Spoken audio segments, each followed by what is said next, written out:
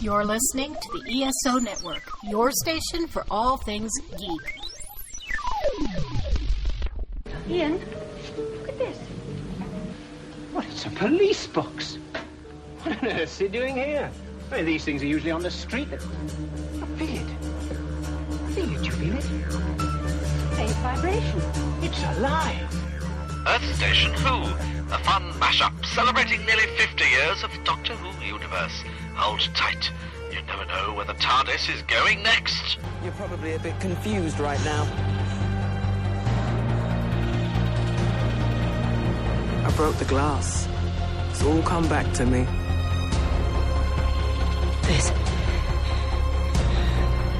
What is this?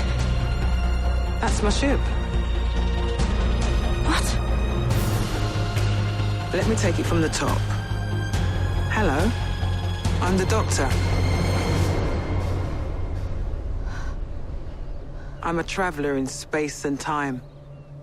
And that thing buried down there is called a TARDIS. Time and relative dimension in space. You're gonna love this. Hey everyone, welcome to another episode of the Earth Station Who podcast. That's right, folks. We are here to talk about some amazing Doctor Who. It's 2020 already. Doctor Who has been with us since back as a new series since 2005, but we thought, wouldn't it be kind of cool to do last decade of Doctor Who? So this will include the whole Matt Smith era, this will include the whole Capaldi era, and this will also take care of Jodie Whittaker's era so far of Doctor Who up to present time. And we're doing this as a Facebook Live. So we're calling this our 12 favorite episodes of Doctor Who of the past decade. It should be a blast. And we got some great people here to talk about it. You know, I'm here in my TARDIS. And of course, as always, we have Mr. Mike Gordon with us. Howdy. And Mary Ogle is with us once again. Hi, everybody. It is great to be here. Yeah, I'm slowly seeing that I am fading away into the TARDIS. You are terrifying. I guess my past is, catching up with me, and somebody rewrote my history or something. So I'm fading away. Rewrote a quarter of your history. So we also want to say hi to Shirley Wetlock-Hott is joining us for the first time. Hello. Welcome to the show. Pleasure. It's really wonderful to finally have you up you. here. We were supposed to have you up here, I think, about a year ago or so. And I think schedules got messed up. Or October a year ago. Yeah. And so it's been a bit, but I met Shirley in this town up in upper New York State in the Hudson Valley, and a town called Beacon, New York. I was just wandering the street and I saw Doctor Who stuff on the front of the storefront, and it was just amazing. And I had to see what this was, and Shirley greeted me right at the door, and she was like, "Welcome to the Pandorica," and it was awesome. It was an amazing place. So tell us about the Pandorica. Well, the Pandorica came about, obviously, due to my tremendous fandom for the show, but basically through having to change the environment. We were a restaurant previous to this that was outdated, so I felt I had to bring it into the present. And I guess we went a little bit further. We went into all time zones, and I created the Pandorica. And we've been inundated with Doctor Who fans from all over the world. It's been a fantastic experience. We serve all sorts of interesting items on the menu.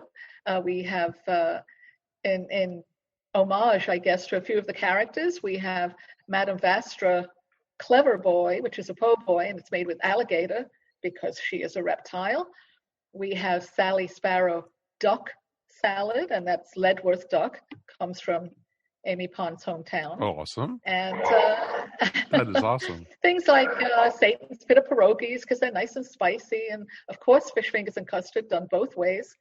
Real fish for an appetizer, and fresh batter dipped French toast for a dessert. They look like fish, but it's really not, and they both come with custard. And the whole menu is chock full of things like that. So we love playing with the titles and names and stuff for food. Oh, it is wonderful. Even everything in your restaurant is all Doctor Who themed, including the bathroom, which is just, it's awesome. It is really awesome. So how long has the Pandorica been in business in Beacon? Well, our anniversary is coming up on the 7th of July. It'll be 6 years because we opened 7/7/14. We hope to be open by then. We're shooting for next weekend, for the 25th, 26th weekend, to open up in phase 3 here in New York. And we'll see how that goes. And we're going to do a celebration, anniversary celebration. The date has not been fixed yet. I'm still working on that. I just want to make sure that everything goes smoothly, that we make it comfortable for everybody and healthy and safe. So I didn't want to throw together an event, even though it'll be social distancing and reservation only. I didn't want to throw something together that I wasn't sure how I was going to pull off. So stay tuned for that excitement, because that'll be coming probably closer to the end of July. And we'll see how that goes. That is wonderful. I've been wondering how you guys were going to be doing throughout the whole, Corona and, being shut down. I know New York. Well, I was open for curbside and takeout up until the end of May. So Memorial Day was our last day open for business. I wanted to close so I could redo the restaurant and bring it up to the codes. Oh, sure. So we haven't been since June 1st. So, I've seen, pictures on your Facebook page about some Doctor Who celebrities have stopped by there, and, and I know you go to a lot of the cons also. And so do you mind talking about that a lot? Well, one of my favorites is because I love Long Island Who. It's Who-centric. You don't have to worry about all the other fandoms. Not that I don't have other fandoms, I do, but if I'm going to a Doctor Who convention, I want it to be all Who all the time. And they have a 3-day event, usually in, guess Veterans Day weekend, November, right. Usually in November. Lots of fun. Go there every year. And they are basically classic Who. Mm-hmm. They go back to the history. And their stars, their celebs that they get are a lot from classic Who and a few from, modern day Who. Sure. I've done New York Comic Con. It's too crowded for me. It just gets to be a little overwhelming. Right. We had our own Pandora Con this year scheduled. Oh. We had it scheduled for March 28th and 29th. Oh. And of course on March 15th, we got shut down. So we had John, no, that was someone else. I'm trying to think of all the celebrities that I've had here doing things. I'm trying to remember. Oh, Russ Mullen. He was Game of Thrones and The Silence. We were having him there. Nice. I was having April 6th. I was doing a tea with Paul McGann, and that got canceled. Wow. So we'll have to reschedule that. And I just came back from a cruise, a Doctor Who cruise, which many people don't know even exists, and that was probably the best time I've ever had in my entire life. Oh, wow. That was it was 10 days there was 50 of us, 40 passengers and 10 celebrities, and you were with them 24/7 if you wanted to be. They were just there as people with you on the excursions, at dinner, on the deck, at the bar, at the shows. You were just hanging out with them all day long. Wow. And that was on a Royal Caribbean. So out of all of the amount of people, there was 50 of us that was it was like family. It was brilliant. It was absolutely marvelous. Oh, that sounds great. It really does. Amazing. Who was there? Michael Troughton. You had the Valiant there. That was Michael, Jason. You had, Fraser Hines, Sylvester McCoy, oh, wow. Simon Becker,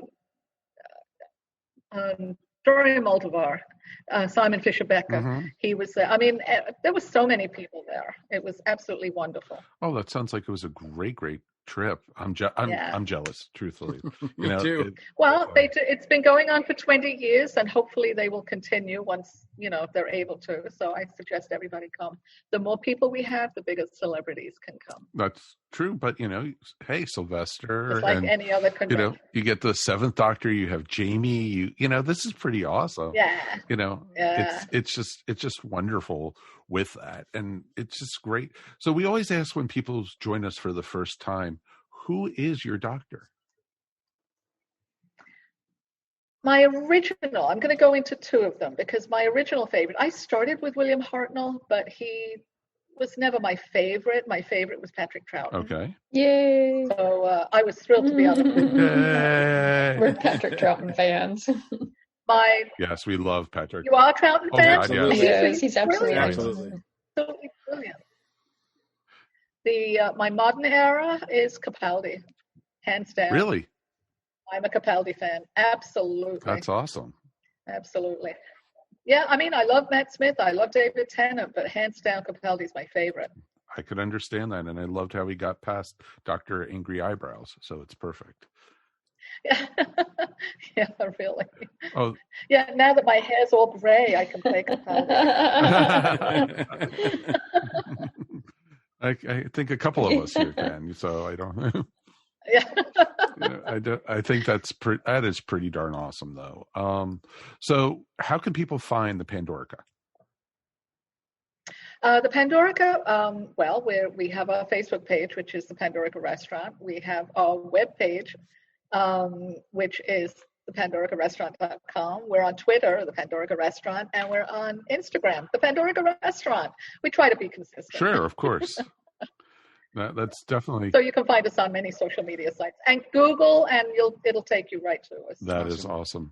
Because we definitely, we found you by accident, and it's as many do. And it's funny because Beacon was one of the cities that up in upper New York, my uncle was suggesting that we look at to relocate to, and as soon as we found your restaurant, I told Judy, it's like, this is where we're moving. We are so moving to Beacon. This is home. Since you've come up, they have already built, I think it's like probably 10 apartment buildings, condos. Wow. Since then. We're on the short list of vacations, from the city. Right, of course. Because we're only an hour and 15 minutes train ride up from Grand Central. Right, because you're on the main line. And because we're on the main line. Beacon is a main station.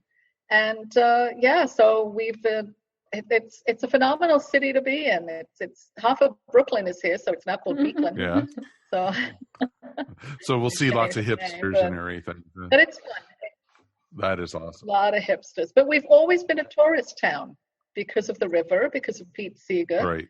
Because of the Dia Museum, right, which is the largest modern art museum in the world we have here. So we've always been a destination. No, exactly. And then Legoland is opening up across the river, so it'll be even better. Oh, wow.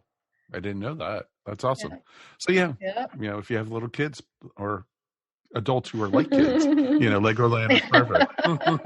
So that is awesome. Yeah, Beacon is great. It's very artsy, it's very creative, and that's one of the things we loved about it, and we definitely will be back. So it'd be great. And thank you for joining us for this wonderful my pleasure. And everything. And I thank you for the invite. Oh, please. It's like anytime you want to come on the show, all you have to do is, hey Mike, can I come on tonight? So it's awesome. So the way we're going to do this, folks, tonight is that we are going to be talking about our, 12 favorite episodes of Doctor Who. We're not going to do 12 each because then that would be like a 3-hour show. Nobody wants that. It would be taking a lot. No, nobody wants that. So each one of us is going to do 3 episodes that we chose, and we're just going to do one at a time. So we're going to do round robin, and folks at home who are writing in, Mike Gordon is actually keeping track of the people who are writing in and everything on Facebook Live. I see you all. He's watching you all. So, basically we each have our list, and, he'll jump in between rounds and say, what people are suggesting. And when you mentioned the episode that you're picking, why? I want to know why you guys are picking this episode. and like I said earlier, we're going from the beginning of the Matt Smith era, which was basically 2010, all the way through Jodie's season, which is 2020.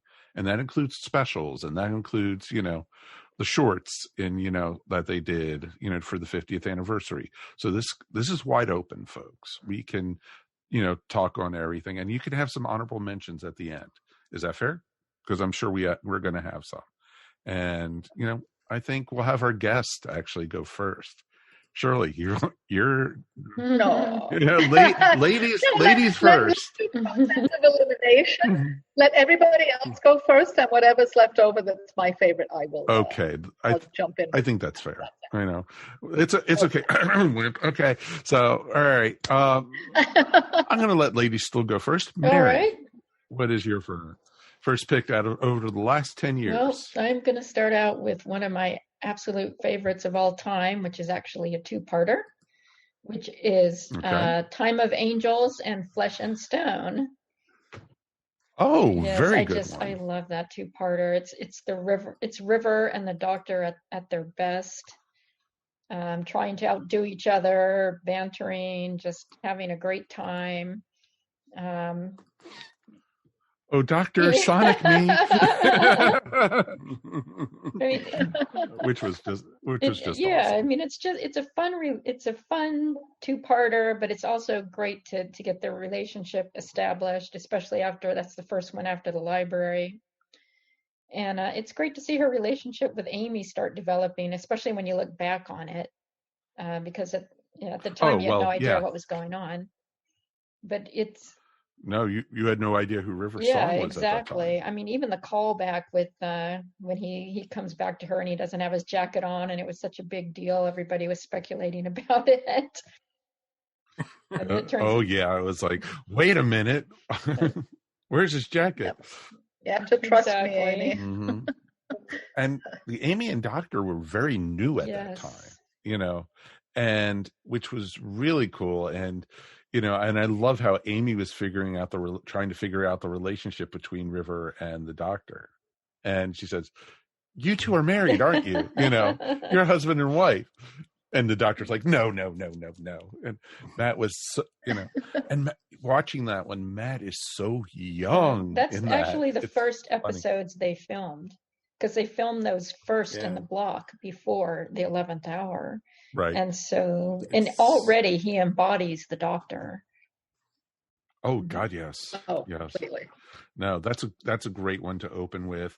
And I loved at the end of the first part when he had the flare gun and he said, "Everyone hold on," and he shoots up. And everybody and their brother was like, "Oh, the Doctor never shoots a gun. How could they?" And it was just a fantastic cliffhanger. Mm-hmm. Fantastic cliffhanger, and it's one of those ones where it's like a fantastic moment. Like it's those Doctor moments and those lines that will that just resonate with you forever. Like when he says, "There's one thing you don't put in a trap." There's one thing you don't put in a trap, and it's like, what could he be thinking? Like me, and it's just a great line. Oh God, yeah. There's a lot of great lines in that one, and when Amy had the sand pouring out of her eye, and that was creepy. Or when the angel is coming out of the screen. Oh my God, yeah. Any image of the angel is an angel. They set that right up right there.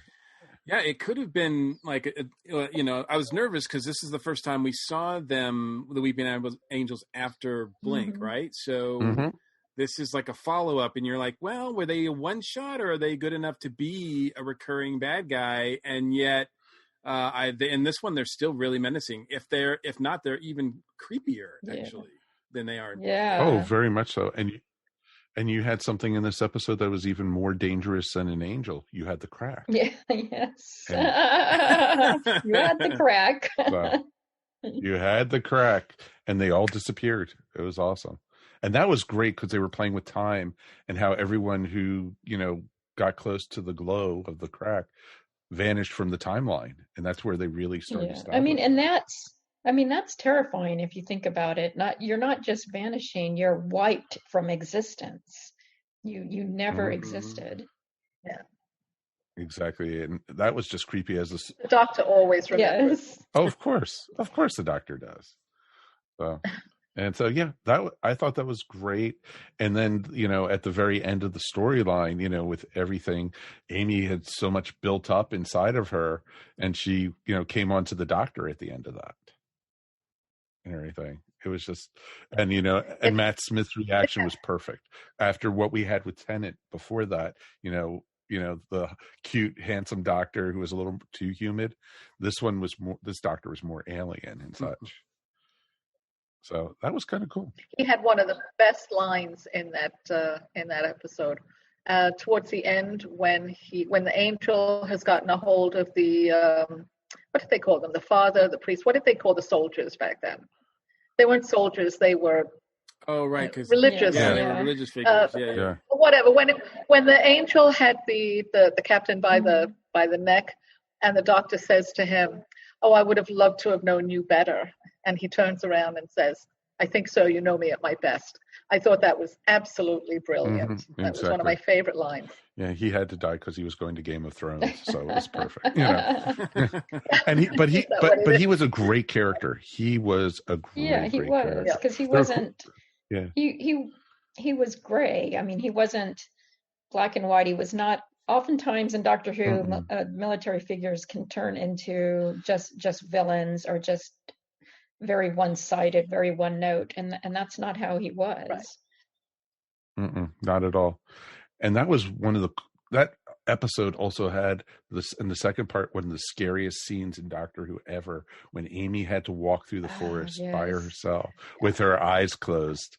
Amy, you've got to trust me, listening to the doctor, and you see all these angels around her, and it was just like, I was just like, because the whole, and you have to make them think that you can see. Exactly. Great first pick, Mary. Very good pick for that one. Yes. All right, Mr. Mike. Well, I am going to sort of piggyback on that one since we're talking about Matt and we're talking about we're going back to 10 years. I'm going to go back to the first episode that qualifies for this, which is the 11th Hour. I think this is one of the best introductions of a doctor and companion across the franchise. Just the story, the way that, and a showrunner too, because I think it's Moffat's first outing as a showrunner. Yep. And it's just a great, he's playing with time. He meets her as a little girl, comes back later. We're introduced to Rory. It's just fun. His doctor speech at the end that he's, the planet's protected. It's just a lot of fun, and it's a great first outing. Oh, agreed. When he walks out of that hologram and goes, "Hello, I'm the doctor." Like, yep, you absolutely now run. were. Yes, and that every doctor has their doctor speech, and that's Matt's, and it's just awesome.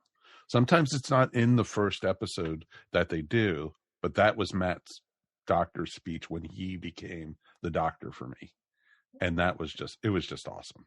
That's right away. Obviously it also, has a food recipe that inspired Shirley. So that's a plus as well. What would her restaurant be without that? Come on. If it wasn't for that duck pond, there would be no Ledworth duck. Exactly. I love the quirky character moments in it, where the fish fingers and custard. I love the way he picks out his outfit. I mean, it's just, you right away you know that he's the doctor, but he's also his own doctor, that he's got his own little traits. Mm-hmm. And you sense what his stories are going to be, and they're going to be fun. Yes. And there's going to be comedy and there's going to be lightness, which you didn't necessarily get with the past two doctors. No. They were always great, but they were either dark or they were sorrowful or heartbroken, but you knew that Matt Smith was going to be light and fun.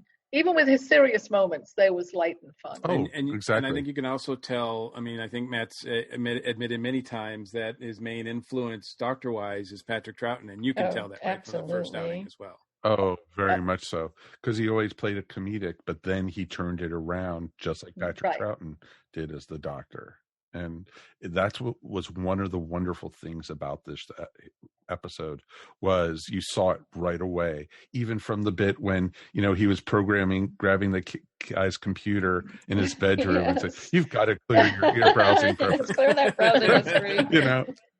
Exactly. Or Amy as the kissogram, and everything. And it was just awesome. And how spooky it was, when you had, Prisoner Zero and, how she couldn't even see the room the whole time. And that thing was in there with her. It was just awesome. It was a good creep factor. I mean, not one of the best villains, but still the creep factor was there. It sets up, the arc of with the crack right away. We get a lot of stuff in there, a lot of stuff to unpack, and yet it still, I think, holds up as an individual story. So it's a great starter story for Doctor Who fans. Absolutely. Very much so. Yes. Introduce it. Oh, very much so. One of the best, actually, yes. Yeah. Yeah, I agree. I like this one better than Tennant's first one and everything. Yeah. Oh, yeah. Yeah. Absolutely. Because he slept the whole episode. Exactly. Exactly. So yeah, I think it was a great introduction to the Doctor, and what was awesome about it also, truthfully, was this was a great hopping on point for somebody who has never seen the show before. Because everything was new. A new Doctor, new companion, new TARDIS. New showrunner. New showrunner. And it was just go from there. And literally it was wonderful for that. And, you even had the tension already with the Doctor and Rory. And, right from the very beginning. And I love the scene when you see it from the Doctor's point of view, everybody's looking up at the the eyeball in the sky, but except for Rory, who's taking a picture of one of his patients, right, and everything. And you got to see that by the Doctor's point of view. You never saw that again in the Moffat era, but you just saw it that one time, and that was pretty cool. And everything. All right, Shirley. Okay, well, let's stay with Matt Smith then. Okay. There's a couple of them. I could stay with, obviously, Angels in Manhattan, which puts an end to the story, or go with another beginning of Let's Kill Hitler, where we find out more history. And I love Let's Kill Hitler. Let's go with that one. It was funny. I mean, if you think about the situation that they're in, World War II Berlin. You've got Hitler there. You've got, it's not a funny situation. No. But they brought humor to it. To a time that was devastating, and you brought history to it with River, and you found out that all along that she named her daughter after Mel's. Mm-hmm. It was an incredible, V8 moment. Exactly. What? She's been here the whole time? She'd been here the whole time because she always regretted that she never. Well, in the future, again. Well, I think this came right after Impossible Astronaut, or after Demon's Run. I'm not sure. This one came. This was actually after Demon's Run. It came after Demon's Run because this was when it came back, because they used to split the seasons in two at that point. So so she already knew it was her mom, and she had said that she regretted, or she already knew she was River's mom, not seeing her daughter grow up. But in reality, she did, because it was Mel's. It was her best friend. Exactly. No, very true. They grew up together. Yeah. Exactly. Yeah, so that's one of the reasons I enjoyed it, because you saw the growth of River. And you got to see Rory punch Hitler, which was awesome. Rory put Hitler in the cupboard. You got to see it, put him in the closet. Exactly. And you got to see when the penny dropped and Amy realized that Rory was in love with her throughout their whole childhood. Mm-hmm. Exactly. So there was a lot of very, very sweet moments in a horrifying situation. Oh, very much so. And you got introduced to, what did they call that? Like spaceship that was the robot? You remember? Oh, that's a Telectron. Yes, Tesla. Tesla. Yeah. which would seem very... Which was very important later. Yeah, I was going to say, it seems like a kind of cool one-off thing, but it makes a big difference later big on. Comeback. Absolutely. We'd already seen one. We didn't realize we'd already seen one. And it's interesting. I suppose one should say, by the way, this show is filled with spoilers. Oh, they know. Yeah. And because we've actually reviewed this episode on our podcast about a year or two ago. And and so, we're spoiling the hell out of whatever we talk about tonight. So if you haven't seen it, folks, it's been on for 5 years, 6 years now. So yeah, you had time. So, but it was a great episode. River was just on fire. Alex Kingston, really. Wow. Yeah. Love her. And she was set to kill the doctor. This was her mission. And, her realizing how good of a man the doctor was and that what he would sacrifice for his friends. And it was never going to be a gun for you, my dear. It was always going to be a kiss. Exactly. And it's like, what is this thing with spoilers? I loved it. It was just great. I could definitely understand why you definitely picked that one for your first round. That's good. I like it. My first one, darn, I have a couple different ones, but I'm going to go with the doctor's wife. And, that is truthfully one of my favorites of the new series. Written by Neil Gaiman, his first shot out writing Doctor Who, and it was a love letter to Doctor Who, and it was just great. From the very first scene where they introduce, Idris, and is this going to hurt? Oh yes, it's going to hurt. Yeah. And it was just great. Every line from that, was just beautiful. There's, it's just like kissing. It's just like fighting, but there's always a winner.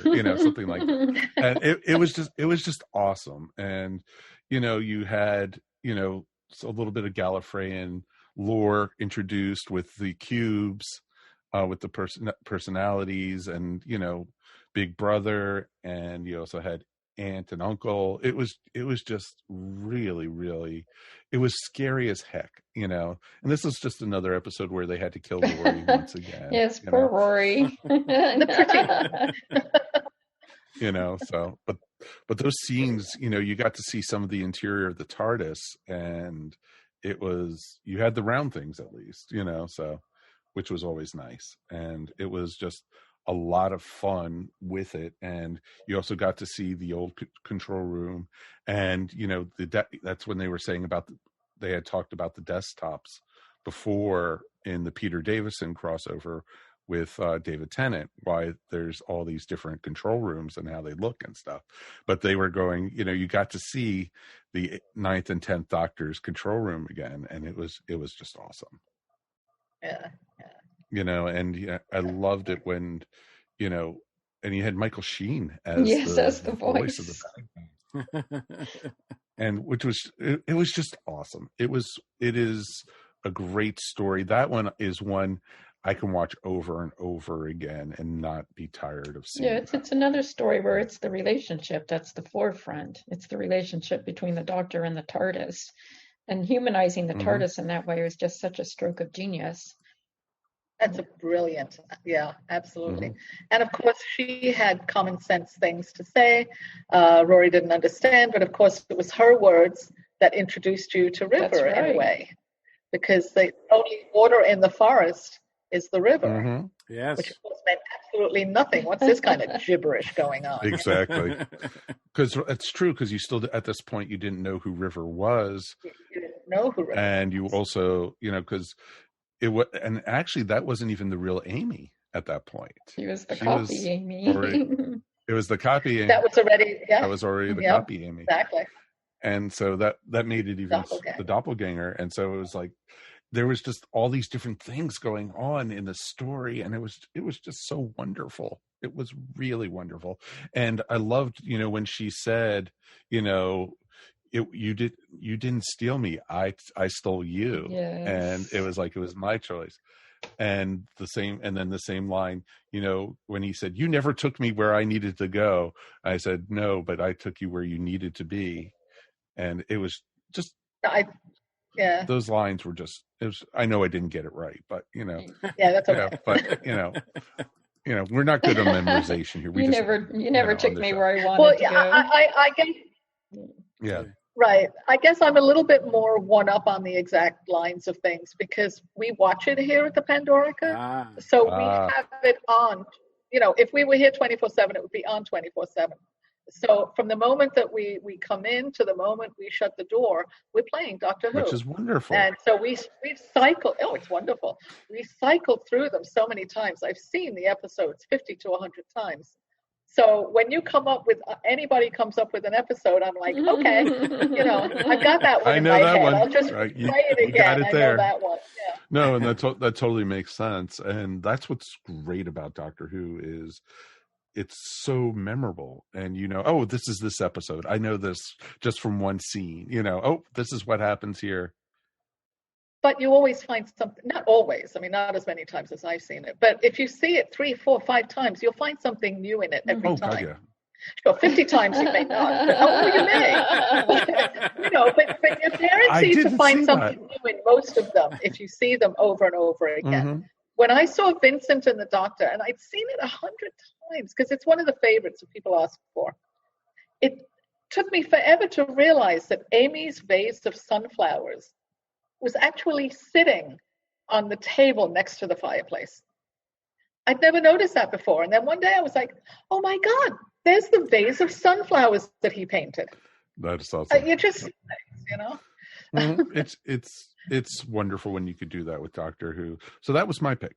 We finished the first round, folks. Brilliant. We finished the first round. We do have some, I don't know if you've been paying attention, we do have some comments. We've got Alan, of course, from, the recent virtual Wholanta that he sponsored, which was a great fun. Alan says, all right, y'all, enough Matt Smith. Time to pick a Capaldi episode. Oh, we're going there. Don't worry, Alan. I got one lined up. Don't worry, Alan. We got it. And Mark Heffernan is still on Matt Smith. He said, for Matt Smith, I really enjoyed Asylum of the Daleks and A Town Called Mercy. Oh, cool. And Sharon Reed said Vincent and the Doctor was a good episode with Matt Smith. So, very cool. More Matt Smith picks, and Well, Asylum of the Daleks was awesome because they totally surprised us and introduced us to Jenna Coleman. It's Souffle Girl and it's like, wait a minute, that's the new companion. What did she do? They kept it a secret. Yeah, exactly. They did great with that and everything. And I think we were at Dragon Con when that aired, and so everyone was like, oh, did you see what happened? I haven't seen it yet. I haven't seen it. And so it was pretty awesome. And The Town Called Mercy was great because I'm convinced the Doctor already knew what happened to Rory and Amy. It did seem like he did. Yeah, and like he was going back to do further adventures where he could with them because they were already gone because of the Angel story. So those are great picks. Great picks. Yeah, and we've talked about Vincent and the Doctor and our love for that episode ad nauseum almost. That actually was the other one I was going to do. I had choice right there. So it was either Doctor's Wife or Vincent and the Doctor. So awesome. Let's go on to the second round if you guys are ready. Mikey, you got to go first this time. Well, I am going to go. I'm going to go. Oh man, you know what? I'm going to go Capaldi just to please Alan, and since there's more Matt Smith goodness that I have on my list, but I am going to pick for me, which was the highlight of the Capaldi era, which is Heaven Sent. Oh God, yeah, it's on my list. Heaven Sent, never before had we seen a story or an episode that featured just the Doctor, like by himself. We'd seen episodes with just the Doctor, but he always interacted with somebody, and here it's just Peter Capaldi. and the whole episode is on his shoulders. And it's just an amazing episode. It's well written. It's intense. And Capaldi shows why he got the job. God, yeah. He's absolutely amazing in it. And it's really fun. I like that one a lot. And I believe, that one was directed by Rachel Talalay, which is one of my favorite directors as well. So it's just all around great. I mean, the follow up, Hellbent, and the middle of that stuff with Clara and everything is kind of, I don't want to say it brings it down, but there's a lot of baggage there, so you can't. It's hard to watch Heaven Sent just by itself without with those pieces there. But it's still an amazing achievement for Doctor Who. Oh, it was a beautiful episode. It really was, and the talking and how he's figuring everything out, and just seeing like when he with the water and all the skulls that are down there in the lake just shows, after you see the episode, of course, how long he's been there, because those are his skulls all down there. And it's just amazing. Well, it's interesting because why sorry, go ahead, Riley. Why didn't he use the shovel to help break the wall instead of his fist? I mean, his fist is a little more delicate than a shovel that he had in his hand. Yeah, I don't know. It's just, I always wondered why he didn't just take that with him. Doctor never takes the easy way out. Yeah, well, that's actually, I was going to say something like that, because that was the kind of episode where there was different ways he could have played that, different emotions he could have used. And a lot of people might have, a lot of people might have thought, well, I should use desperation because I'm just trying to escape from this loop I'm in. But he never does. It's just like stubbornness, sheer stubbornness. It's like, I am not going to give up. I am just going to keep doing this. And that's what's wonderful. And that's what made it great, was just him constantly going through, because when you first see it, you think it's his first time going through. And it's just like over and over. And each time it's almost more painful to watch and everything. And it's great. Because it's, to the Doctor, it's his first time. But to us, it's just like, again? And damn the Time Lords for putting him in there, I think it also says something, too, about, looking at it, if you took it on a level of, because he just lost Clara, and there's this sort of the very stages of grief that he goes through as well, that he's working through as he's trying to figure out what's going on and get out of there, I think is something that you can look at and take to heart, too. Mm-hmm. Oh, exactly. The longest shiver I've ever seen. Well, he didn't have any mirrors open, so it's okay. This is true. They were all covered, so it's okay. Yep. But yeah, it was a great story. And, I think somebody told me, the Doctor was in there for thousands of years and everything. And does that count as his how old he is? Or does it, because it's each time it's a new one, or does it just count as once, But wasn't it like 7 billion? Yeah, it was like incredibly long. It's huge. Time. I mean, something, an unfathomable number. Yeah. It was some number was just like astronomical, off the charts. Yeah, off the charts completely. Exactly. But yeah. But it would take that long for a fist to go through a mountain of diamond. Oh, you think? Definitely. But I think he used his fist because he kind of, because he kind of wanted to hurt himself at that point. He's like, I need to feel. Exactly right. Probably. I need. Yeah, exactly. Right. He was out of frustration, and pain and everything, and that's why he punched it. And and that's when whatever the thing in the cloak was. And they said that Capaldi didn't have any feeling. That he was just crotchety and old and lacked feeling. But his love for Clara was so evident. And not in love like Tennant. No, it was not that kind of relationship. Pure familial love, a daughter, a niece, a friend. I mean, it was just beautiful to watch. I loved Clara in the Capaldi era more than I did in any other. Okay. I felt she had her purpose with Matt Smith. I always thought she felt herself a little too on peer with with the doctor, which of course, how could she be? But then she was the impossible girl. Right. So she did save the doctor's life. So she had some reason to feel the way she did. But I thought it was a little cheeky. Mm-hmm. I really did. And I just felt that the role with Capaldi was a much sweeter role. Okay. See, I have to disagree a little bit, and I'm sorry to say it, but I always felt like I think she became a worse person when she was with Capaldi because she wanted to become the smartest person in the room, and she wanted to become the doctor basically, and you saw that in a couple of the different episodes that she was in, and that's what eventually cost her life when, she thought the doctor was going to be able to save her after she took the mark of the crow or whatever they called it. And, but her trying to be the smartest person backfired. And that's what happened. And then I thought it was a cop-out that when they sent her off across the universe with me. Yeah.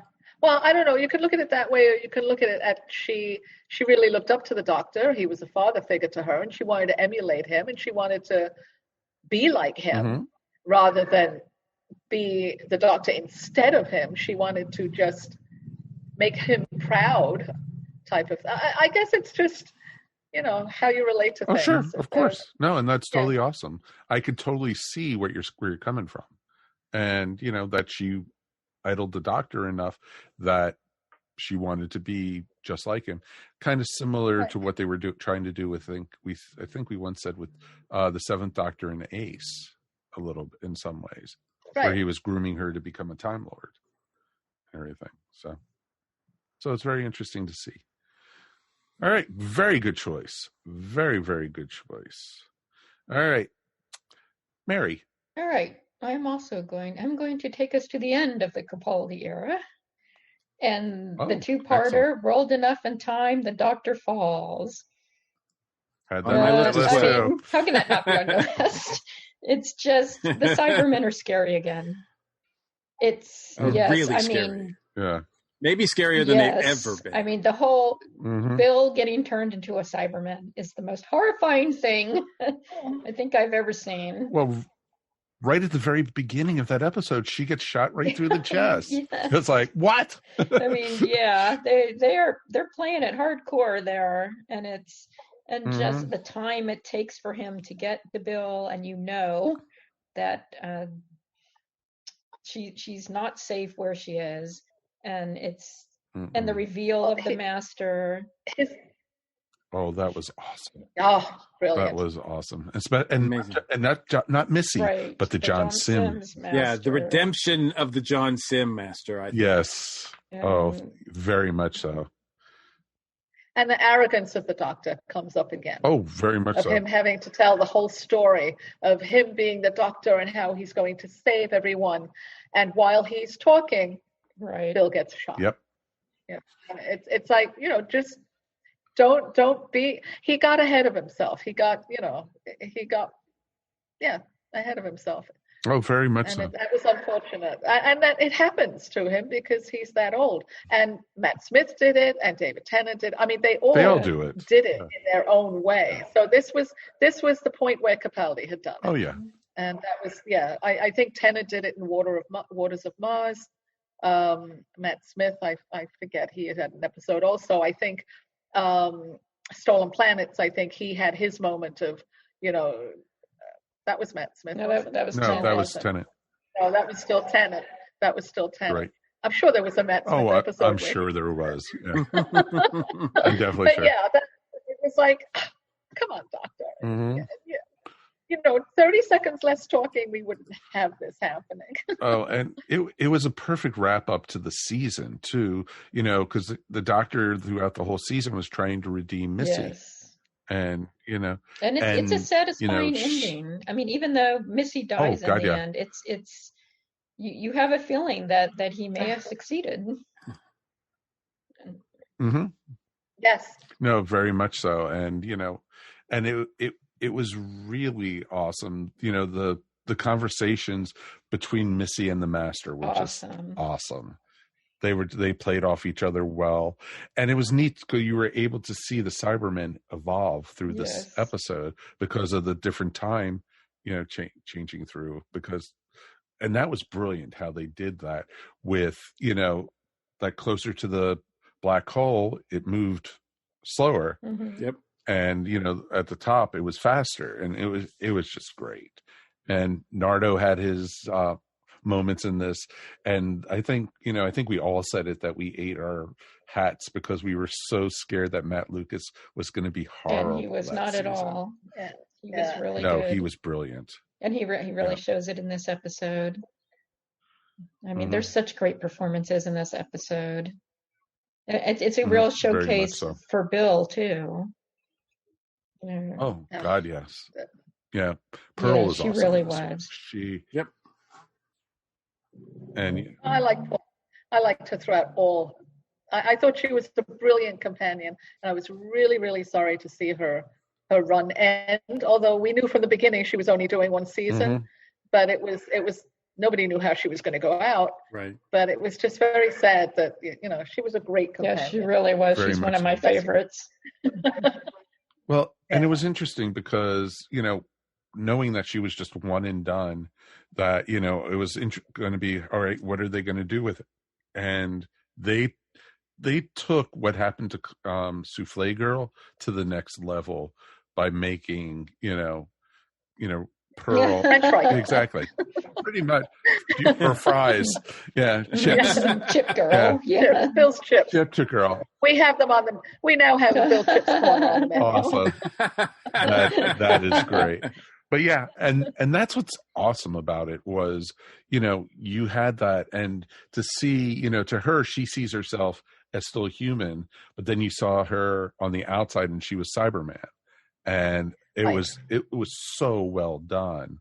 And, you know, no, I'm still here. And, you know, it's all electronic. That's why everyone's fearing her. And, you know, and it was just great. Scary. I think Moffat was a brilliant, brilliant showrunner and writer. I think he brought things to Doctor Who that I don't know. I mean, there were a lot of Moffat haters out there, and I thought the complexity that he brought to it was just wonderful. On the two levels that you watched the show, you could watch it as a one-off type of thing and not realize there was this sub-story going on that was being pulled throughout the whole series. I just thought he was brilliant at that. And, you know, he always had an underlying message. And I would think, going back to what you said, that Bill had her own self-image that she saw that other people didn't, you know. So I just say he was brilliant. I absolutely agree. I call myself a Moffat fangirl. I thought he was a brilliant writer. I think he started to get tired near the end, and he slipped a little bit. Well, but overall, fandom was turning against him. Yeah, remember? And I think that was very unfair. No, agreed. Of course it was. Well, they're not anymore, though. A lot of them, lot of them have changed their mind. Well, because they saw Chibnall. Yeah. Well, but also, which I had high hopes for. Oh, yeah. But because of he knew Jodie from Broadchurch, and you know, he knew Doctor Who from writing a few episodes. So you would think that his second season way better than the first season. Undoubtedly, yeah. I have a couple of those. Yeah. Well, we'll talk about that in a few. But I mean, for Moffat to come in and do a first season where you know who the Doctor is right away, you know who the companions are right away, and he's not really worked with them before on the level that Chibnall did with Jodie Whittaker. I expected that kind of relationship, that he would have her fleshed out.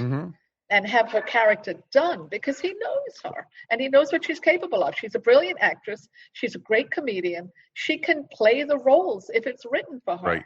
But the fact that it wasn't was extremely disappointing. Yeah, I absolutely agree. It's Jodie was never the problem. It's the writing that failed her. Never.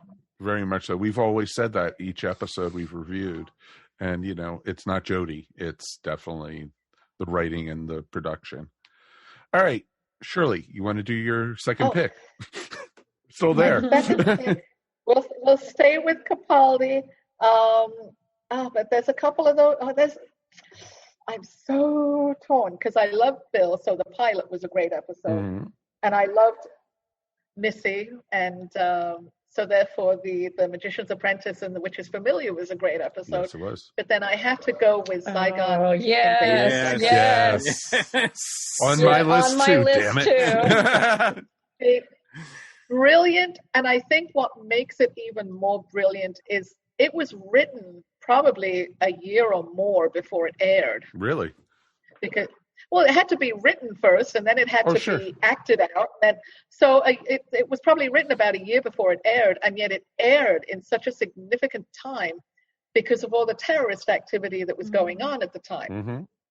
So here you had the whole French in Paris, that whole terrorist stuff where they killed everybody. What was it, in the train station? Yes. Or something? And that was the week afterwards. You get this Zygon invasion thing, and you get the whole being outed by the Zygons outing their own people to make them look like everyone's a terrorist. And it was just like so relevant. It really, really stuck with me. And then of course the war speech. I mean, I think to me that was Capaldi's speech, was the war speach. No, I can see that. Every doctor's got one. Yep. No, I agree completely. And it's so true. Everybody's got to sit down and talk at the end. It's where we're going. Oh, it was really well done, and I loved to say what you will about Jenna. She played a great Zygon. Oh yeah, she was really good in that. Oh my gosh, yes. Yeah. She was awesome, and it was great because it was a unit story. It was great because you never knew who were the Zygons and who wasn't, and it was great. Yeah. It was just, and the Doctor, or the President of the Earth, it was just awesome. And you had the Major in there again, and you had everybody in there. You had a lot of great, you had and that was good, and the whole thing with Oswin and coming back, and it was great, because so many people. We got two of them out of it. Exactly, because because so many people didn't, were so upset that Missy killed, right, but you didn't know which one she killed. So, and that always was like, and to this day, Ingrid Oliver still gets, so which one are you?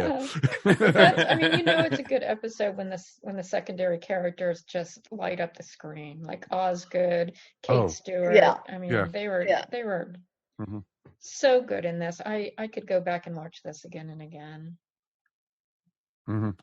Well, I mean, Osgood being just like a Doctor Who fan. Yes, wearing the scarf. I mean, it's like she's us, so that's why we all related so well. I mean, she's a Doctor Who fan. Like I forget the name of the character in was it Under the Lake? The one who was like, it's the Doctor. We get to go and travel with the, it was like, that was a great story also. That was a great story. That's what I'm saying. Capaldi had so many good stories. No, agreed completely. And that two-parter, I think, that's one of my highlights for the Capaldi era. Just writing-wise and direction. And, like the end of the first episode, the Clara Zygon blows up the airplane. Yes, it's just like... It's awesome. And then does a complete James Bond get out of it at the end, in the beginning of the next episode. Yeah. It's just great. I love that season because that's when they were doing like two-parters throughout most of the season, and I just loved the flow of it. I thought they were all pretty much well developed, but it peaks with those two in particular. Oh, very much so. And that's a go-to. Like, what do I want to watch today? The Zygon story. Okay, all right. Not going to argue there. It's just awesome. Nope. All right. My next one, I'm going to actually rewind a little bit and go 2 seasons before. And we blew right past the Day of the Doctor. No, that's the 50th anniversary. Yeah. That's a given. I almost feel like, that's one that we all agree on. Nobody else said it. No, well, actually, JD posted it in the comments. Yes, from the airlock. Okay. Did we give Wi-Fi to the airlock again? We've got some other comments in there too, but and I'll get to those in a minute. But that was just great because you had Tennant come back as the 10th Doctor. You had, both, you had him interacting with Matt, and they played off each other so well. And then you had, of course, the War Doctor. Yeah, John Hurt.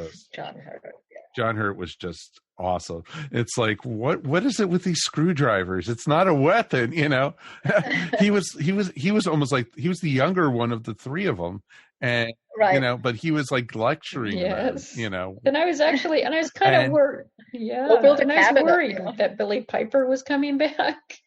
I thought, this could be a disaster, but it wasn't at all. I mean, it could have been a disaster because it was originally supposed to be like the 9, 10, and 11, right? Together. Right. And since obviously, ties were broken at that point with Chris, it could have been a nightmare to rewrite and everything like that. But boy, Stephen really nailed it. Stepped up and knocked it out of the park. And that was what was great about the end of the season before that, when they were in the Doctor's timeline or whatever, and and they had ended with introducing John Hurt as the Doctor. It was just like, and what's happening? everyone, because everyone had heard that the Zygons were the bad guys by this point, and they were all going, "Oh, he can't be the Doctor. It has to be a Zygon pretending to be the Doctor, kind of like the next Doctor or something like that." Yeah, but no, he was the Doctor. It was awesome because they tackled the end of the Time War with both fists and everything. And because we had heard over the seasons before that all about the Time War, but this you got to experience, and Gallifrey Falls no more, and the whole thing with the painting and everything. And it was a great 50th anniversary. And the surprise of having Tom Baker. Oh, yes. I mean, really. Tom Baker. Still gives me chills. Yes. Yeah. I mean, amazing. Yeah. 4 Doctors. and it was awesome seeing that. And having Tom as the caretaker was awesome. And it was just like. And the relationship with him and Matt was so cute. Oh, who knows? Exactly. You are me. Maybe I'm you. Exactly. And it was just awesome, and it made everyone guess. And I remember because Alan was hosting an event through Wholanta/Timegate at the hotel for the anniversary, and so everyone had watched it earlier, and then they were re-showing it, and everyone was still oohing and eyeing when we were watching it in with everybody else, and it was awesome because we were in an auditorium basically and watching it. And when Tom showed up, it was just like, everyone was like that, and everyone cheered when 12 doctors? No, 13. And he saw the eyebrows. Yes. It was so awesome, and there were so many great parts in that. Anything from as simple when they're walking through the museum and they pass a fez, and Matt goes to pick it up, and Clara goes, "Can't you just walk past one of those once?" Nope. Just the TARDIS hanging from a helicopter and Matt hanging from it. Oh God! Just so many wonderful moments. Oh, that was just awesome. And going into the basement and calling the guy right at the top, saying, "I know you just think you saw me, but blah blah blah blah blah. This is the Doctor." Yeah. The whole thing. It's like it brought back the timey-wimey stuff all over again. Oh God, yes, and everything, and it was just so. And what the events they did from the Paul McGann short, yes, they did right before that. Did somebody call a doctor? I know I'm not the one you were expecting, and because nobody knew that he was coming back, and it was just awesome. And I was getting ready for work, and I was watching it on my phone. Oh, something for the 50th anniversary, and all of a sudden I cheered at the top of my lungs when I saw McGann, and like Judy was like, "Are you okay? What's wrong?" And I was, "Oh, McGann!" And it was just awesome. And then when they did the special with the other doctors, tying into that. Oh God, that was so good too. The Five-ish doctors. Was the anniversary was perfect. It really was. It was so much fun. So much fun. Mm-hmm. It was great. I'm so thrilled, and Moffat pulled it off, which was great, and everything. Yeah. Mm-hmm. So it was cool. All right. So we got the Day of the Doctor. What do we got from our people on Facebook? Well, on that note, like I said, JD had mentioned the 50th anniversary special made me so happy. It was a total glorious nerd fest. Mark Heaven chimed in with Five-ish Doctors reboot was awesome as well. Cool. We've got Sharon Reed said, I really enjoyed Husbands of River Song and the Zygon Invasion for Peter Capaldi. It's on my list. Mark Heffernan said for Capaldi, Thin Ice and Twice Upon a Time. Oh, I do like Thin Ice a lot. That's a really fun one. Mm-hmm. And Rob Levy joined us. He threw a little bit of shade on the Dr. Falls episode. So he says the Bill plotline would have been better if we didn't see it with Danny Pink first.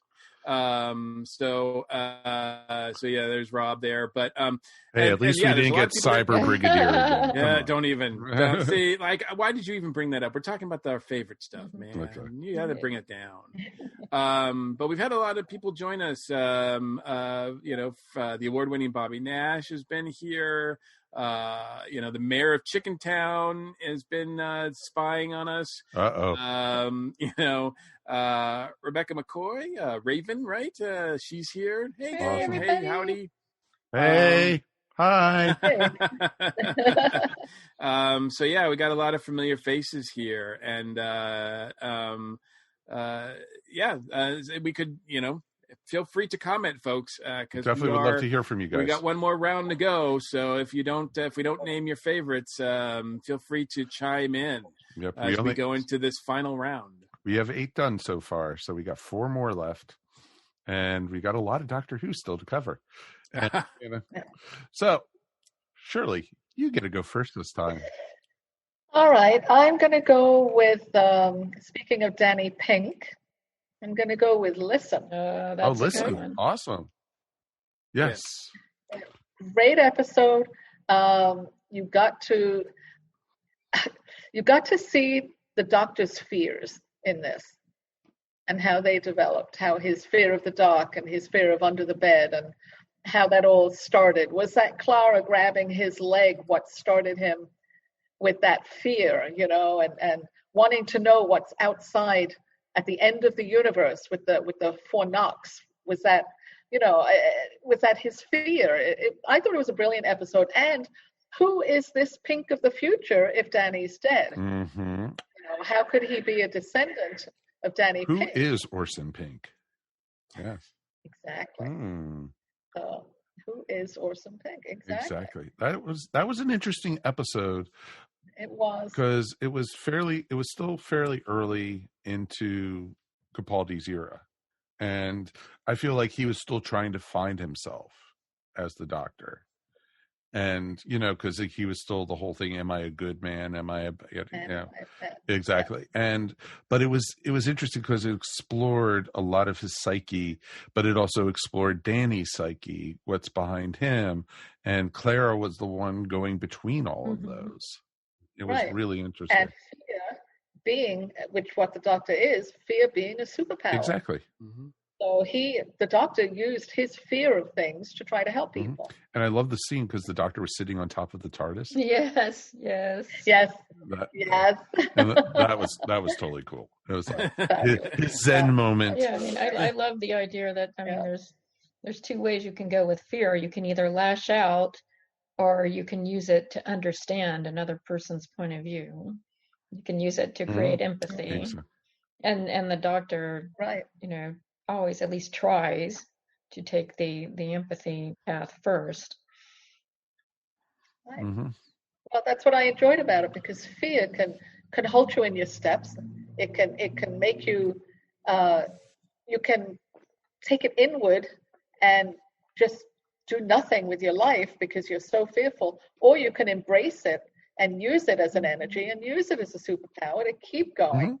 And I thought it was a great message, all in all, especially because I think at that point there were a lot of younger viewers, since it was coming off the Matt Smith era, basically. That I really liked it, and I like the interaction of Rose and of Clara and Danny and the Doctor. It was fun again. This was that was when the relationship was still young and everything. So it was They're good. Wide-eyed and innocent, goofy kids. Wide-eyed and innocent. Like, how did you know my name was Rupert?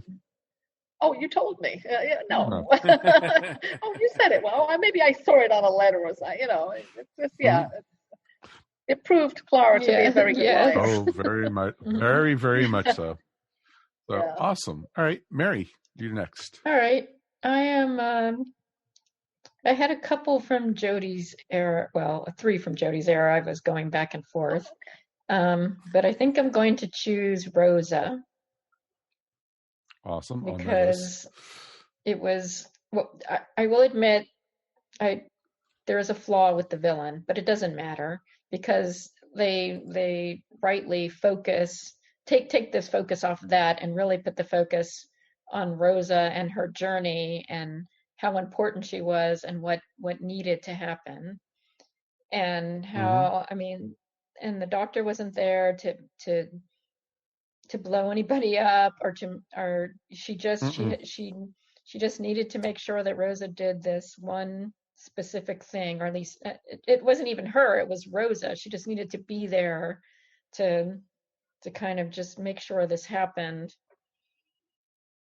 And I love how she had to make sure the companions didn't get up, that there wasn't space for her. But it wasn't her taking over. That was Graham. It was her. Oh, it was Graham. Yeah. And Graham, who actually was so hurt by the fact that he had to be the one because she wouldn't allow him to sit. It was his fault that she got dragged off and all that. This was right after losing Grace, so it was difficult for him. Well, but it featured Graham, which was awesome. And for once, they didn't shy away from the violence of the era. I mean, Ryan experiences racism, almost as soon as firsthand, and they don't. It's not. A lot of times in Doctor Who, they'll just, everyone will just kind of forget what it was really like in those eras. But not this time. I mean, this time they let you know right from the start, this is what it was like, and unfortunately what it's still like in a lot of ways. Yeah, I thought the inclusion of that one the bad guy for the story, I thought that could have gone completely without him. Well, the only reason he was, I think, it came off wrong.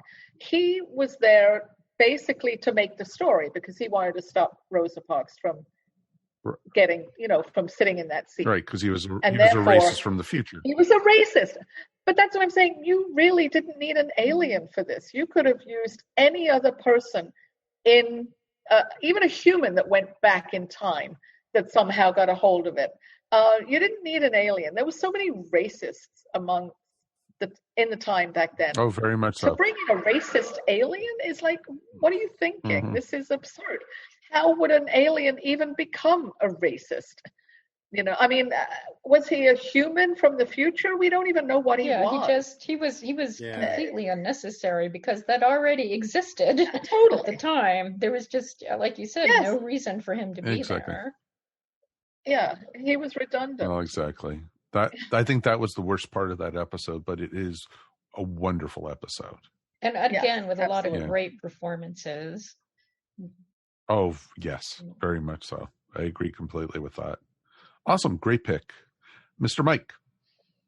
Well, since I started by going at the start of the 10 years of the decade, I figured I'd finish my last pick with the last of the decade, And my favorite episode from the last season is Nikola Tesla's Night of Terror. Yeah, that one was on my list too. The idea of the Doctor meeting Tesla in particular, but throw in Edison and then that whole time period is just something that I'm surprised took so long to happen. And it doesn't disappoint. This is a fun story. It's full of really cool Easter eggs for those people who know that time period. It's got the Skithra in it, which again, sometimes in these historical ones, as we just mentioned, the villain sometimes is the weakest part, but that's not the fun of it, right? The fun of it is, the Doctor interacting with history, actual history, and seeing how that's depicted. And I think in this case, it works really, really well. Yeah, I so remember the scorpion monsters from the history books. It was awesome. The ones that were related to the arachnos. Yes. Exactly. The arachnos. Exactly. Because they look almost identical. Oh God, yes. They just like, all right, we're running out of budget. What kind of makeup we still have the arachnos lying around. Well, on the cruise, there was this gentleman, Mark Goodman from Millennial Effects, and not Mark, Mark, I think. And he was saying, and he had done some of the new monsters of Whitaker's era, but he also had done the monster in the Caretaker, the one on the wheels with the the one that looked like on a handicap thing. Wheelchair. It was he said that you can't use what you've used before. Really? Because they belong to different you can't use in the new series under different showrunners what is licensed that's interesting. in the older shows. So this is why you're always coming up with new monsters. This is why you have Tim Shaw. This is why you have the one that looks like the Rachnos, whatever they're called, the scorpion ones, and all these other new monsters are coming out, and why you had that strange Dalek at the end and not the regular ones, because I guess it's a licensing thing. Really? And a copy interesting that you can't use. Yeah. That's very interesting. No, that's interesting that, that is, but it's a great story. And actually for me, that was the first story that Yaz started picking up. They started really focusing on her character, because I think she was the breakthrough for this last season. Yeah, I agree too.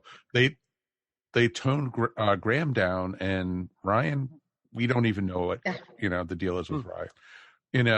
Well, they're gone now, aren't they? They're going to be gone as the holiday special. Ryan and Graham, but which is sad. But but Yaz, this was the first one where she went off with Tesla, and she experienced all this, and they were focusing on her, and they had given her plenty of chances to do that in the first season, but it just didn't catch. Even the stories that focused on her didn't catch. Demons of Punjab. Exactly, because that almost went on my list, because it was a great story. I love that episode. And that was another one that didn't really have to have aliens in it, and the same things would have happened. But that's neither here nor there with what we're talking about, because with Yaz, I think they finally decided, let's start picking this character. They had to do it, because I think they got a lot of complaints that they were focusing on the white gentleman the first season, and with Graham, who we all love on the show. All hail Graham. Exactly. Episode 2. A sandwich named after him. Jody in the chat. Jody in the chat room says the same thing. All hail Graham. All hail Graham. Yes. That is awesome. But so I definitely think this one, it was brilliant. I loved the looks on especially Ryan and Yaz's face when they were realizing everything that Tesla had invented. And, and it's in the history books, but it's always behind Edison. And, and it's a shame that, was like that. So. And the casting of both of those figures was on point too. I mean, Doctor Who frequently gets it right with casting, and they just nailed it there too. So. Oh yeah. It's a very fun episode, and like I said, it's my favorite of the last season. One of my favorites so far of Jodie's run. And there were, like Mary, I only had 3 of those on my list. I only had 3 of Jodie's on my list. I think I picked like 15 or so, and and I knew we wouldn't agree on the third one. Well, we do have honorable mentions coming in a few minutes, so we'll see. But my last pick is also a Jodie Eros episode, and I'm going to do Fugitives of the Judoon. Yes, that would have been fun. This one episode, I don't know how they kept the story quiet. The whole thing with, oh, Captain Jack's coming back, everyone was like, oh, Jack's back. Oh, that's great. And, smoke and mirrors. Exactly. It really was. Look over here. Look over here. Look at this here. And then to bring out the whole other Doctor. And it was just like, what the hell was going on? When Jodie saw the TARDIS buried, and it was just like, what the heck? I don't remember them leaving the TARDIS there. What's going on? And then her coming out, and it's like, it was my watershed moment for the whole season. When she came, let's take it from the beginning. I'm the Doctor. I am a traveler through time and space. And it was just like, and then you're trying to figure out the whole time, what? I've got to watch this again. I got to figure this out, type thing. Where is she from? Who is she? Where does she fit in the timeline? Is she the next Doctor or something? And I definitely don't think we're done with this story by far. I don't know. And I think, please, Chris, don't screw this up. Yeah. Please. Because this is, it is awesome. And it really, that was the shining moment of the season for me. And it just, and for Chris Chibnall to hide that and, not say, and he was just saying, oh, this episode is going to change Doctor Who lore forever. And I said, what, Captain Jack's back? That's not going to change, and it was great.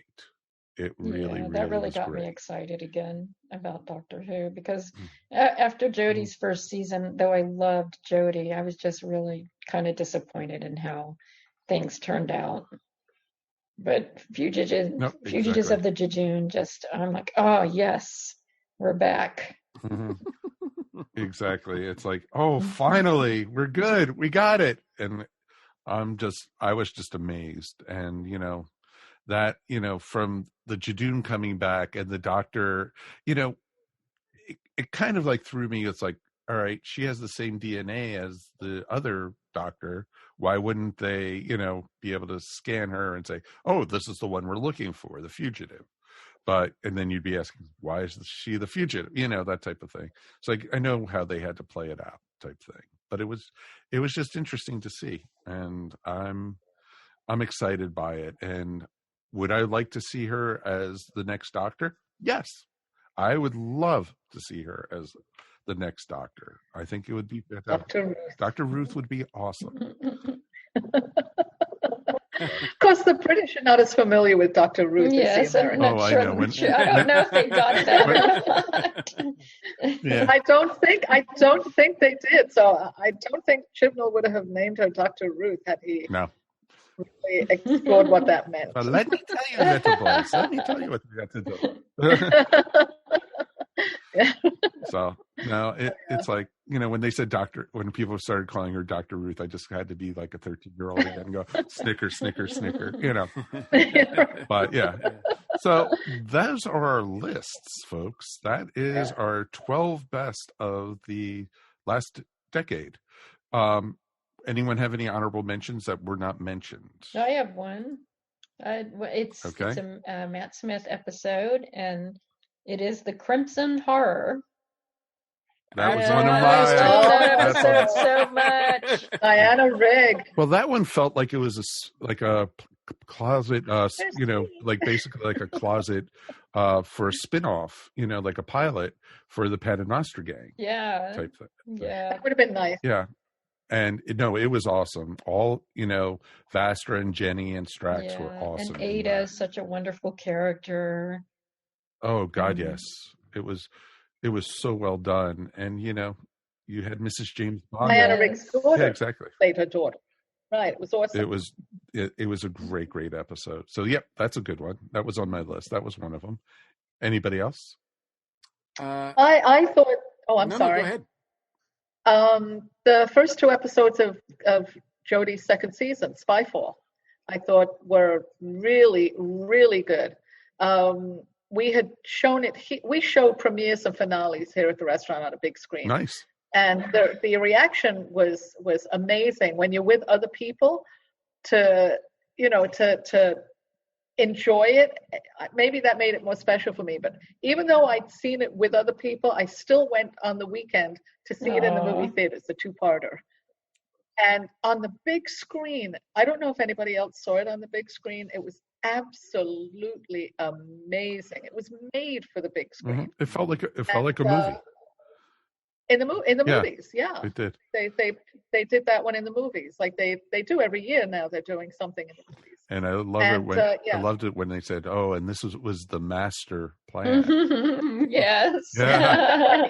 Right. Oh. I was like, wait a minute. Another big surprise. That was a good surprise. Another big surprise. Exactly. That was awesome. Yeah. All right. Any others?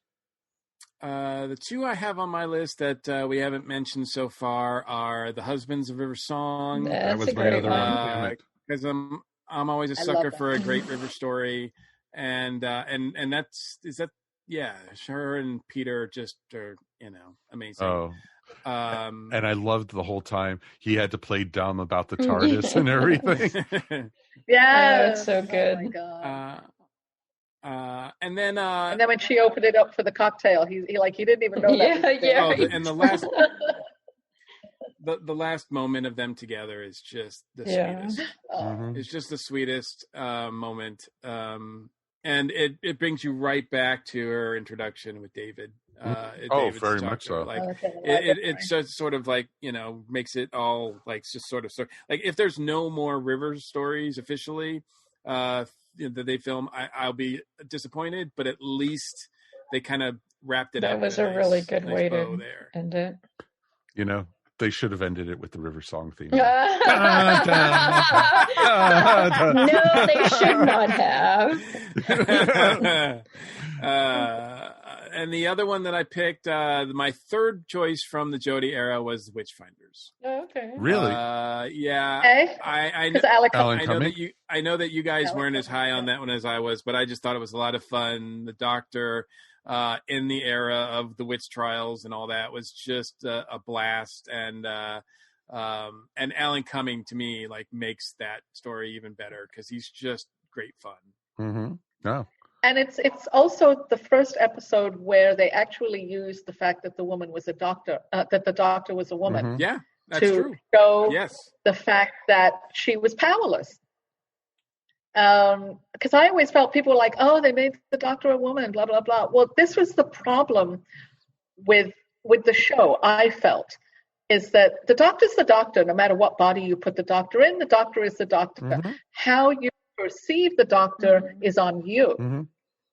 So you're the person that's changing, not the doctor themselves. They're always the same person. So whether the doctor is young or whether the doctor is old, you're looking at them completely differently. The fans didn't give Capaldi a break because he wasn't young Matt Smith anymore. Nope, exactly. And now, again, not giving Jodie Whittaker a break because she's not a man. She's not a male. So I thought they could play on that more in the show itself, that it's not the doctor who's changed. She doesn't have to make her own Sonic to prove that she's the doctor, So now she's got to do all these things to prove that being a woman is as good as being a man. Nope, agreed completely. Agreed. Totally. That's so instead of changing the doctor to prove who she or he is, you've got to try from the doctor's perspective to change the people viewing the doctor, because it's with them that the fault lies, not with the doctor. Right. So I wanted to see more stories in that. And they pointed just in that one time when she was on the log, chained to the log, and she couldn't get loose, to where she was yelling at the crowd, saying, "I'm not used to not being listened to." Yeah. And the reason she's not listened to is because she's a woman. Exactly. Nope. So that was the only time I saw that in the beginning, that they used that, and I really wanted to see more of it. I wish they would, truthfully. Absolutely. Yeah, that was another aspect that I enjoyed too. So. Okay, awesome. All right, I have 2 on my list, real quick, and then we'll find out what everybody else on Facebook had to say. My other ones was Mummy on the Orient Express. Yes, I had that That's one. a fun one. That's a fun one. Which is a real fun one, and I wish that conductor would have stayed with the doctor. That was really awesome, and it was just a great thing. And that one just showed how inhuman the doctor was. He was letting people die left and right in that one to figure out what the mummy was and everything. That was just awesome. And the other one I have is The Impossible Astronaut. Yep, I had that one too. Okay. Oh, so good. Mark Shepard as Canton The third was awesome. And with all the twists and turns. with the doctor getting shot right at the very beginning by the astronaut. Yep. And the silence. And the silence, Richard Nixon, The so doctor has a good. beard. Yeah. Will I be remembered? How will they remember me? Exactly. And I love the scene when they're in the soda shop, and the doctor had just been killed, and and they saw that there was another invitation sitting there, and the doctor comes out of the bathroom, Just and River's like, him. "This is cold. This is cold even for you." It was just awesome. And now it's just great. Great setup to a great And Churchill, I think, was in that one too. Right? Churchill was in that one. Didn't he come back? No, in was that one? it? Yeah, was it? No, Nixon? It was Nixon. Churchill came back at the season finale. When it was all the world. The wedding of River The Song. wedding Wedding of River Song. Right. I'm confused with the doctor. Because the doctor had the beard in that one, because he was the soothsayer or whatever in that one. Right. And so, but it was just awesome in that, because that's where you got in, like you said, got introduced to the silence and poor Amy, and the scenes in the asylum, and seeing all the silence hanging down. Yeah. Oh, and that poor guy who was running the asylum his memory had been wiped so many times. Yes. Yeah, it was like a Renfield picture. And the little girl in the astronaut suit. It was just like, what the heck is going on? No, it was awesome. So those are our picks. What do we got? Well, we've got a few more as we're ready to wrap this up. A few more that from the last decade, favorite episodes. Let's see. Jody Perel said Hell Bent for her. She gives a vote for that one. Felicity says she loves Listen as well.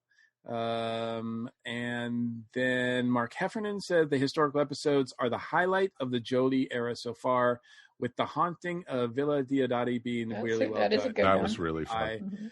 I agree with the first half of that. I love the first half. Not sure about the second half. But, when they introduced the Cyberman, or the partial Cyberman. Yeah, when it becomes a prelude to the next episode is when when it starts to fall apart for me. But and then Alan lists every other episode we did. He has a list. He has a list here. His top 10. Yeah, he has a list here. Girl Who Waited, which is an amazing episode. That almost made my list. God Complex, Cold War, Hyde, Flatline, Last Christmas, Under the Lake Before the Flood, Smile, Thin Ice, Extremis, the Serengas Conundrum, Kerblam, and the Haunting. Sorry, Alan, I'm the not Haunting going of for Villa Blam Diodati. No, we talked about that when he was on the episode. I think we did. Yeah. And then his last one is another vote for The Haunting of Villa Diodati. So I think I also would have added yeah, Amy's Choice. Now that I think about it, that's a good one. Oh yeah. Oh, I forgot about that one. That was the one with the Dream Lord, wasn't it? No, that's the one where Amy. Well, you have two different Amy's.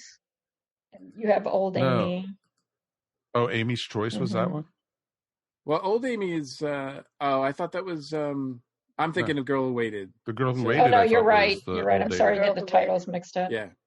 Yeah, because Amy's Choice was when they were in the dream. That's a really good one too. Yeah, with all the birds. Yeah, that was awesome, and they didn't do anything with the Dream Lord because you thought there was going to be something. Oh, he's going to become like the new Valyard. Yeah. I know I said the V word, folks. But he's off having tea with a celestial toy maker and the meddling monk. Yeah, exactly, exactly.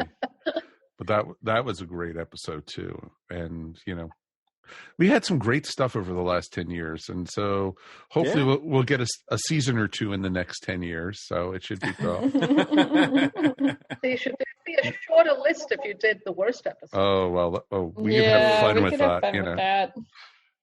Maybe that might be our next Facebook Live. The 12 worst episodes. So Doctor Who. Alan is holding firm. He's Kerblam is the best in all caps. Okay. Well, we definitely would love to hear from folks Alan. at home also. Please, folks at home and also Facebook Live, if you want us to do more, let us know if we missed any others and what your favorite. We'd love to see the list. We'll talk about it. But definitely would love to hear from you guys. Please write us at earthstationwho@esonetwork.com. We definitely would love to hear from you guys. There's tons of great stuff out there. Thank you everybody for who has been writing to us. We actually did get a piece of email that we'll talk about real quick. If we keep on going and talking, we have so much people who have written us, and this gentleman who did write us, his name's Bill Lemond. He is written a couple of the other shows. He actually is one of our patrons. And so thank you very much. For those who don't know, ESO Network does have a Patreon. And all you have to do is go to patreon.com/ESO Network. And this show will go up 48 hours before it goes out to the general public. Earth Station 1 goes out to the patrons before, and so does the Dragon Con Report. But we also have a brand new podcast called the ESO Board Silly, which is just the board members of the ESO Network just sitting around talking. And we did recently a summer drink program, and that just went out live. We also, have special episodes and bloopers and certain things put out by different podcasts of the network. And, it's all exclusive just to our patrons. And I'm willing to announce right now that coming very soon to patrons at a certain level, you can get magnets that say, "I survived the geek seat." That's right, folks. So yes, if you want to become a patron, all you have to do for as little as 25 cents a week. That's not too shabby these days. That's less than a cup of coffee. You can actually, even at your restaurant, right? That's less than a cup of coffee there. Less than a cup of coffee. Okay, good. I just wanted to make sure that it's less than a cup of coffee, and you could help support the ESO Network. And thank you, everyone. It's pretty darn awesome that you guys have and everything who've been supporting. So Bill wrote us, "Dear Whovians, I had to try half a dozen times to hear The Secret of Novice Ham in your greatest show in the galaxy episode. It's my attention deficit, but I suspect many, if not most of your listeners are trying to do something relatively mindless with their hands while they listen to you. I missed it while I was looking through email at least 3 or 4 times. I missed it while cooking an omelet for my roommate. I finally heard it while cleaning the cat's litter box. Kind of ironic that he heard it then. I said, would it be possible for each of you to have access to an on-screen button you could click as you talk to trigger about a quarter note's worth of tones, including subject is about to change or subject title about to drop? I would love that. I'm actually on the short bus for a variety of reasons, all from the neck up, including non-hyper, daydreaming, attention deficit. I need all the help I can give, so please help me. We'll try to do that, And he said, I have a friend visiting who says he can stay just long enough to watch The Secret of Novice Ham. And I love listening now to you guys discuss Greatest Show. It's one of our favorites, and Sophie Aldridge and Sylvester McCoy are among my favorite people, not just in Doctor Who. They are great people, really folks. We've met both of them. They are pretty amazing. However, I didn't think it works. And someday with the ruling, this is how he worded it. It's a different paragraph, so that's why I didn't go into it. However, I don't think it works. And someday with the ruling What You Love part of my webcomic series, I'll show you Bellboy diverted the stone aliens by introducing them to then current level of home video games. I can see the two older aliens happily complaining and that the kid always beats them. They'd be too busy having fun caring about the message with anyone else. Well, they probably want to organize a tournament of some kind with the video game. I love the story, even though my life experiences make me sad for what happens to the circus staff and Mags. Okay. I'm actually reading Sophie Aldridge's book in hardcover, At Childhood's End. I finished chapter 2 last night. They spend almost enough of proofreading. I found a couple of very tiny mistakes that don't interfere with understanding the narrative. The atmosphere from the beginning of chapter 1 is wonderful, and me really care, though I guess that's maybe easier. The book description says 2020 Dorothy Ace is going to interface with Jodie Whittaker's doctor and her 3 companions. I would look forward to that. Yeah, God, that we would all be awesome. would. That would be awesome. Sophie Aldridge had a couple of ghostwriters the whole with bit, but I give her credit for knowing her character. And I need to get more info on the other stuff. Happy to support you through the ESO network on Patreon. Bill L. Oh, thank you, Bill. That was very sweet. That was awesome. That's great. Bill, I hate to say this, Bill has been working his way up through the membership in our Patreon. And, he started as a $1 listener, and then he's moved his way up to some of the higher levels. So thank you for your support. We appreciate it. And I know he's also written Kevin over at the Flopcast, and I know he's written a couple of the other shows too. So he pretty much said to us that he almost listens to every show. I think the only one he doesn't listen to is Cigar Nerds or something, because he doesn't support smoking, he said. So understandable. But, everyone, thank you, whoever listens to our shows, and we appreciate it. It's been great doing this Facebook Live thing. It was a lot of fun. Shirley, thank you so much for joining us tonight. Yes, it was wonderful having you. Thank you so much. Yeah, absolutely. You were a ton of fun. Good luck with your restaurant endeavors. It sounds like a marvelous place. I need to be there. Yes, me too. We need to take a field trip there. At some point. I hope you can all. Yeah. We need to take our TARDIS there. Exactly. We have because of social distancing, I have a corner that is now blocked off, and we have marked it as the TARDIS parking space. So you're welcome to park your TARDIS right there. That is awesome. That would be great. Do you want to promote the restaurant one more time? Okay, so we are the Pandorica Restaurant. We're in Beacon, New York at 165 Main Street. We are going to be doing reservations only because of social distancing when we open, probably the end of next week. Our phone number is 845-831-6287, and we would just love you to join us there. So we're going to be thrilled to be back open again. Folks, this is the total Doctor Who experience. You got to check it out. It was a wonderful time, and Shirley was so generous with her time when showing us around and everything. And I was in heaven. I can't state enough. And Heaven sent. Exactly, heaven sent, which is awesome. And of course, let's thank our regulars, Mr. Mike. As always, it's my pleasure. And Mary, always great to have you. Thank you for having me. It was wonderful to talk about all these great episodes.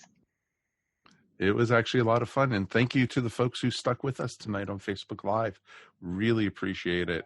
Yes, thank you so much. And you'll be able to see this, it'll be in archives on Facebook, I'm assuming, because Facebook keeps everything. So it'll be a lot of fun. But on behalf of myself, Mike Faber, thank you so much for being here. And we will see you guys next time on Earth Station Who. And I think we're going to be looking at the Peter Davison episode next time, Enlightenment. Ooh. So, exactly. Should be kind of cool because we're going to be seeing ships in space. So it should be a lot of fun. Until then, peace and take care of yourselves and be safe. Peace.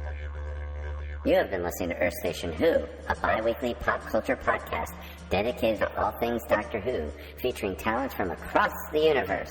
All topics on the show are the sole opinions of the individual and are used for entertainment value alone. You subscribe to our podcast up on iTunes, Stitcher, or follow our blog at www.esopodcast.com. You can also follow us up on Facebook, Twitter, or Google+. If you enjoyed the show, please leave feedback up on iTunes.